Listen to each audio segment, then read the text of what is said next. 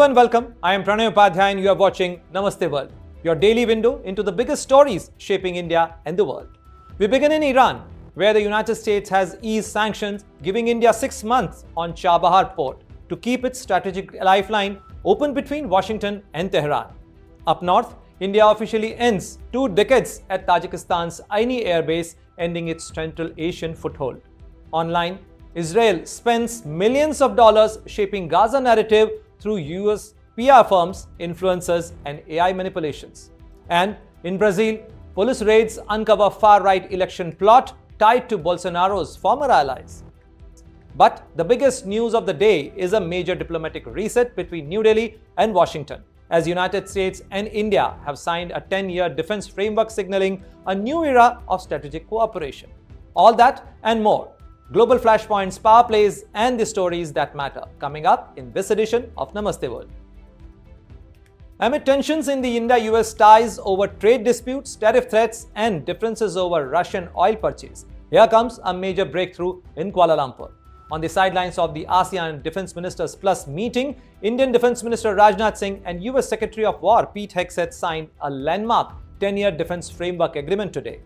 Rajnath-Singh hailed it as the dawn of a new chapter, vowing deeper cooperation and intelligence sharing and technology collaborations. His US counterpart Secretary Peter Hegseth described the renewed defense framework as a cornerstone for regional stability.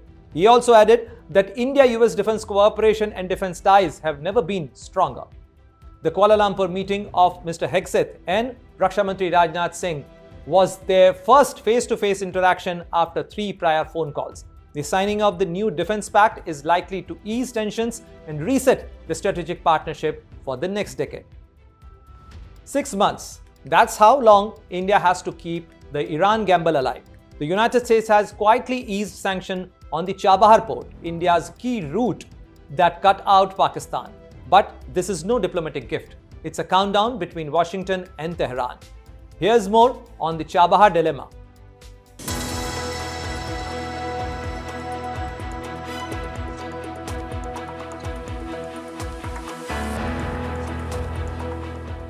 India just bought itself 6 more months of breathing space from American sanctions.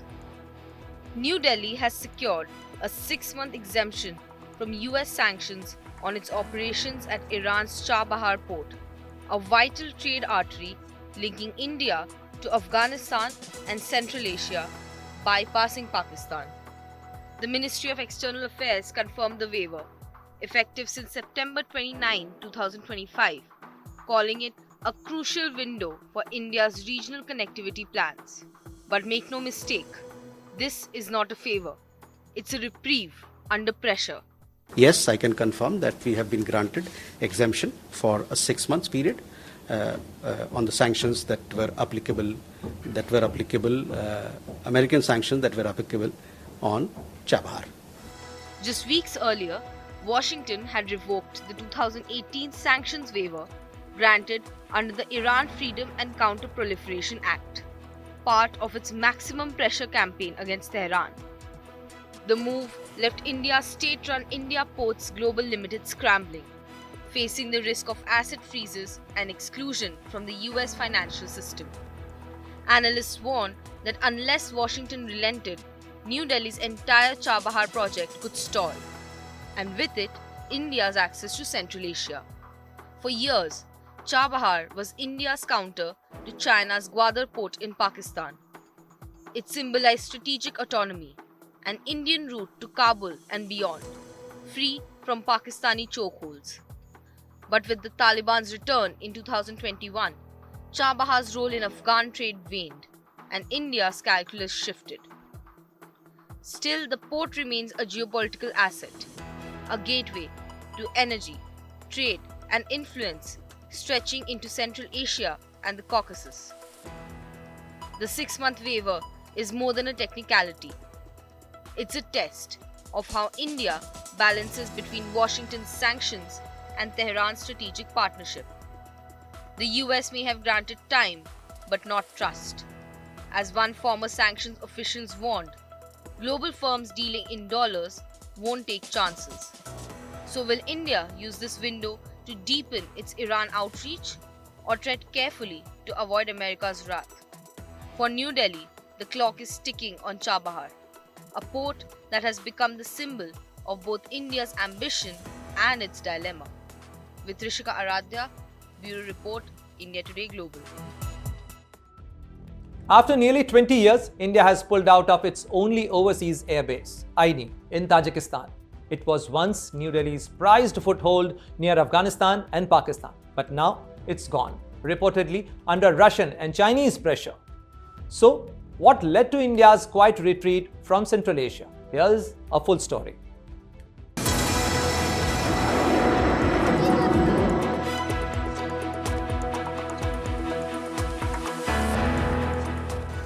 India has officially rounded off operations at the Aini Airbase in Tajikistan, a military facility that has served as a strategic foothold for nearly 2 decades.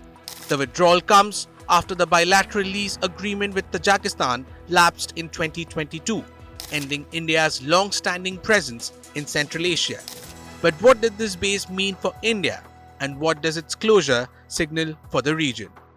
Regarding your question, see, we had a bilateral arrangement with Tajikistan for the rehabilitation and development of Aini aerodrome. This arrangement was in place for several years. After the conclusion of the agreement that we had with Tajikistan, we have handed over the facility to the Tajik side. This happened in 2022. The Aini Airbase, located just west of Dushanbe, Tajikistan's capital, was originally a Soviet-era facility. After the Soviet collapse, the base fell into disrepair. In 2002, India entered a bilateral agreement with Tajikistan to operate and modernize the base. The project was strongly backed by then Defense Minister George Fernandes with strategic guidance from Ajit Doval and former Air Chief Marshal B.S. Dhanoa. India invested nearly $100 million upgrading the airstrip to 3,200 meters, building modern hangars, refueling facilities and support infrastructure. At times, the base housed up to 200 Indian military personnel, including helicopters and even Su-30 MKI fighter jets temporarily. The airbase was more than just a military facility. Strategically, it offered India a foothold in Central Asia and leverage over Pakistan by positioning forces close to Afghanistan's Wakhan corridor, just 20 kilometers from Pakistan-occupied Kashmir. During its operation, Aini allowed India to support the Northern Alliance in Afghanistan and even evacuate Indian nationals after the Taliban takeover in 2021. After the Taliban takeover in Afghanistan, the operational utility of Aini diminished. By 2022, the bilateral agreement lapsed, and Tajikistan, reportedly under pressure from Russia and China, decided not to extend India's lease. India then began withdrawing personnel and military equipment, concluding operations by early 2023. Reports indicate that Russian forces have now assumed control of the airbase.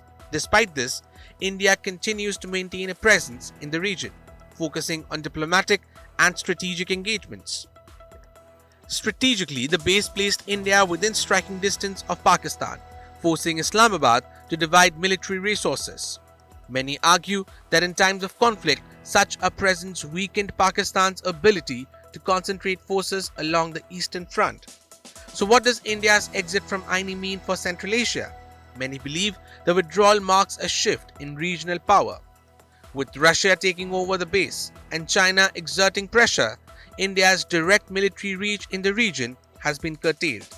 Still, India retains strategic options through diplomatic engagement, intelligence sharing, and regional partnerships, ensuring it continues to influence developments in Afghanistan, Tajikistan, and beyond. Its closure marks the end of an era, but India's engagement in the region continues through diplomacy, partnerships, and strategic planning, ensuring the country remains a key player even without boots on the ground. Bureau Report, India Today. You scroll through your social media feed and see posts from your favorite influencer. What if I tell you that some of what you are seeing is being paid by the Israeli government. Not conspiracy, it's a real and a legal thing, and it's happening right now. Let's break it down how it works.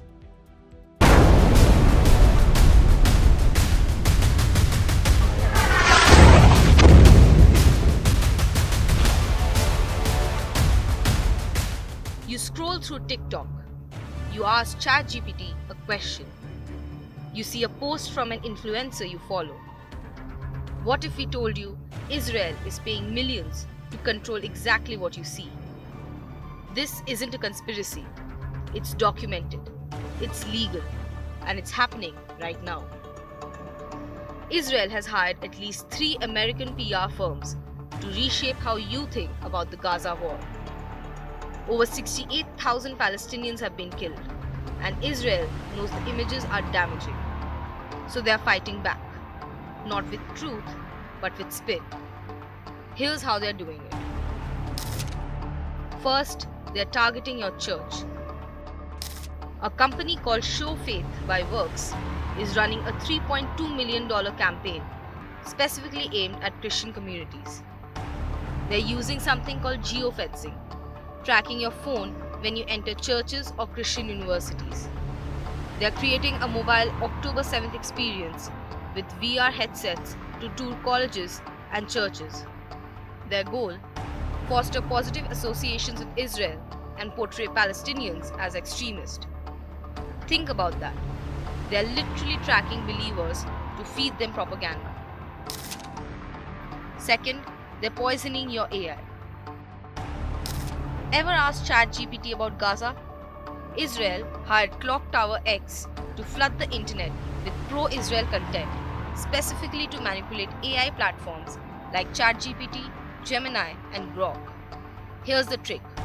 These AI models pull contemporary data from websites and social media. If you flood the internet with enough pro-Israel noise, you can influence what the AI tells millions of users. Experts call this RAG poisoning, poisoning the well of information AI drinks from. So when you ask AI about Gaza, you might not be getting facts. You might be getting Israeli talking points. Third, they're paying your favorite influencers. A company called Bridges Partners is paying between 14 and 18 anonymous influencers around $7,000 per post to promote Israel. You don't know who they are. They don't have to tell you, but they're in your feed right now. People are now posting $7,000 under suspicious posts, calling out accounts they think have been bought. So what does this all mean? Israeli Prime Minister Netanyahu himself calls social media a weapon. He knows traditional media is on his side, but he's losing the battle online where real footage from Gaza goes viral. Experts say this might not change minds completely, but it can create ambiguity, make both sides seem equal, make Israel's actions seem more reasonable than they actually are. The truth? No amount of artificial data can counter the volume of factual reporting from Gaza. But it can confuse you, distract you, make you doubt what you are seeing with your own eyes. So next time you scroll, ask yourself, who's really talking and who paid them to say it? This is the war you don't see, the one for your mind. And Israel is betting millions that you won't notice. With Debangana Datta, Bureau Report, India Today Global. It started as a police raid but ended in Brazil's deadliest operation ever, with over 100 people killed in Rio de Janeiro. So what exactly went wrong? And why wasn't President Lula da Silva was even informed? Here is the full story.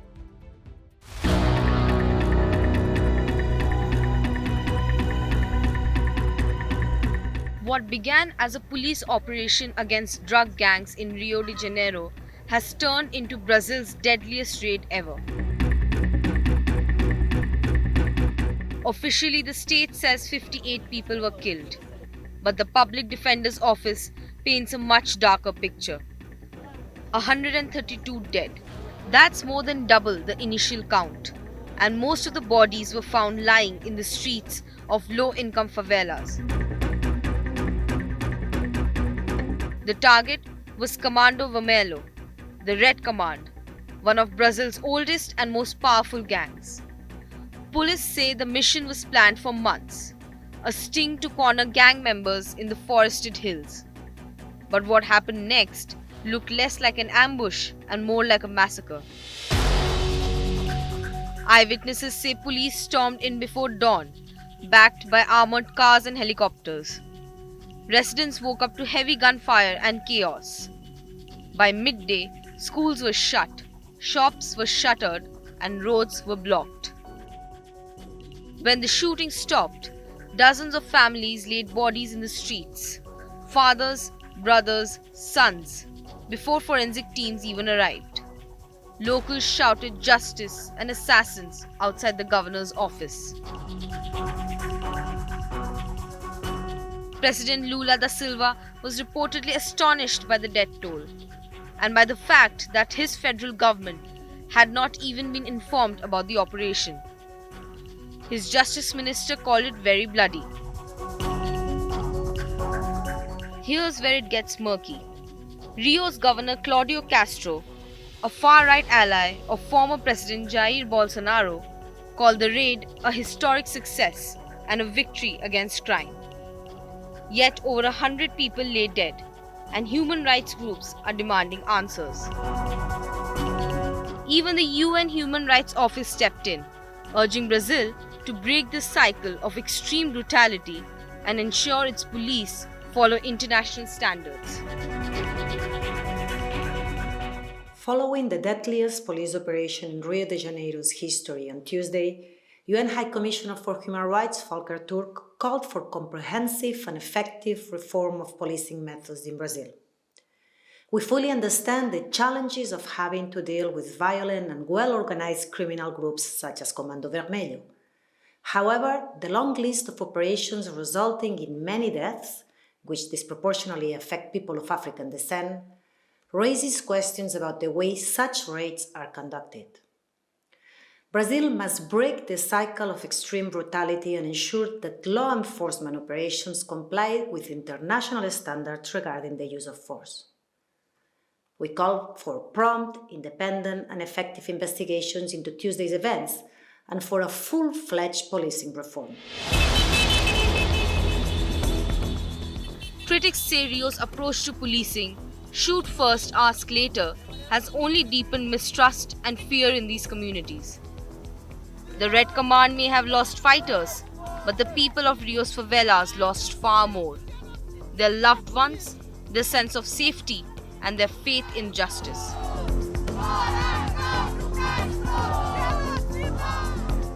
In the end, the so-called success in Rio feels less like law enforcement and more like a grim reminder of how Brazil's war on crime keeps turning into a war on its own people. With Jyoti Shukla, Bureau Report, India Today Global. As we wrap up today's show, here is a look at the top stories making waves around the world. South Korea's First Lady hosts apex spouses at historic temple in Gyeongju. Lahore chokes under hazardous smog as frustrated residents blame government negligence. Protesters rage outside US Embassy in Seoul over President Donald Trump and Lee's trade deal. Cash crisis deepens in Gaza as banks reopen without money after ceasefire. From breakthrough in technology and businesses to political developments and natural disasters, stay tuned as we bring you the latest updates, key developments, and everything you need to know all in one place. That's all for now. See you again tomorrow at the same time on Namaste World.